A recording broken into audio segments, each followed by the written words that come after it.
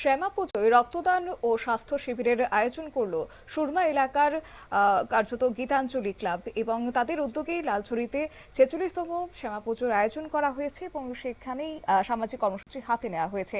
Gitanjali club প্রাঙ্গণে যেন উৎসবের আবহের মধ্য দিয়ে অনুষ্ঠিত হয়েছে 46তম শ্যামা পুজো উপলক্ষে এক রক্তদান শিবির, যেখানে রক্তদান মহোদ্যানই মূল মন্ত্রকে পাথেয় করে স্বেচ্ছাসেবক স্বতঃস্ফূর্তভাবে অংশ নেয়। ক্লাব সদস্যদের কথায় এই বছর তারা হাতে নিয়েছে একাধিক সামাজিক কর্মসূচি। কি রয়েছে তাতে শুনুন।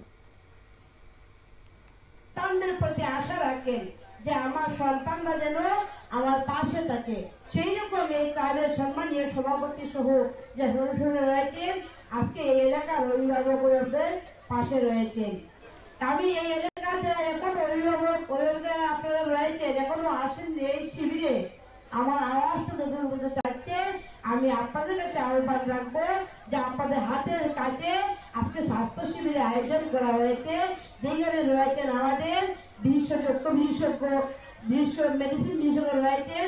আপনারা আসুন এবং ওনাদের কাছ থেকে আপনারা আজকে চিকিৎসার ব্যবস্থা গ্রহণ করুন, যার মাধ্যমে আপনি সুস্থ থাকতে পারবেন।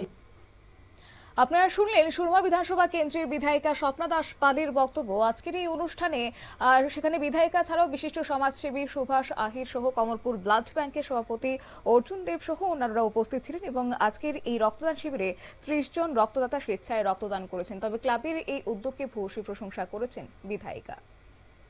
নিয়ে নিচ্ছি ছোট্ট একটি বিজ্ঞাপন বিরতির সঙ্গে থাকুন।